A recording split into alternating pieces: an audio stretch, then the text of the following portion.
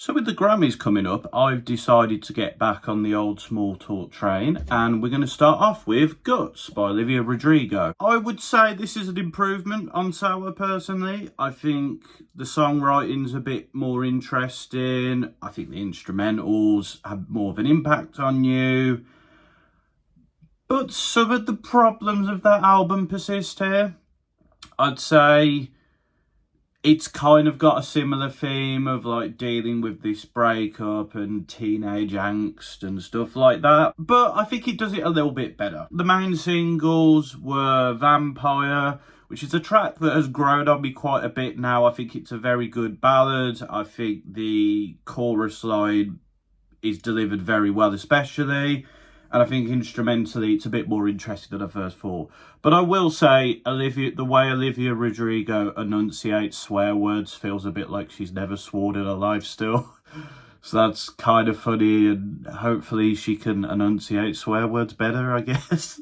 Bad Idea, right? I really enjoy. I think that's a really fun track. The quirkiness of it, the sort of tongue-in-cheekness of it, the instrumental, Olivia's attitude on the track. It's a good track, what can I say? Other highlights, Ballad of a Homeschooled Girl, which I think has been nominated for a Grammy. I think that's a pretty good track, quite fun.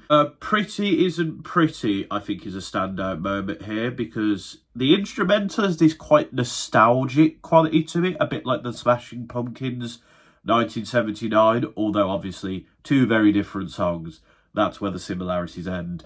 But yeah, I like how Olivia is sort of like talking about sort of not feeling pretty within herself and doing certain things to make herself feel better.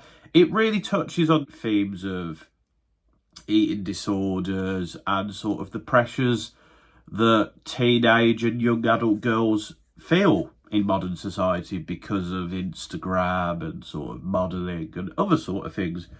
It's not the most, like, out there and in-depth track on this issue. There is other tracks that do it better, but I think Olivia did a good job on this track, and I think she puts across those themes very well. As for the rest of the album, it ranges from enjoyable to some of the tracks are a bit forgettable. Teenage Dream, which ends the album, is fine. It's an okay closer. It's not a track I'm big on. And there's another few tracks here and there which are like fine. Lacey is okay while it's on, but it's not a track I'm probably going to come back to, for example. The Grudge is kind of Driver's License Part 2, in a way. And I can kind of see why it's here. The relationship's not worked out again, so we're going to talk about that. But Driver's License is more cinematic and bang in your face than The Grudge. The Grudge is still a decent track, though, but it's just not quite hitting, so to speak. But yeah, for the most part, this is an enjoyable little pop/pop rock album. I think Olivia's songwriting ability has improved. The instrumentals have a bit more variety. There's a bit of different themes here and there.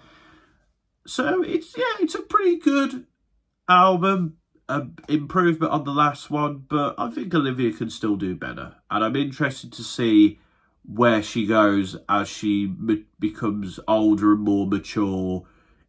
Will her songwriting change? Will her themes change? Will her instrumentals change? We'll have to see. But Guts for me is 7.5 out of 10.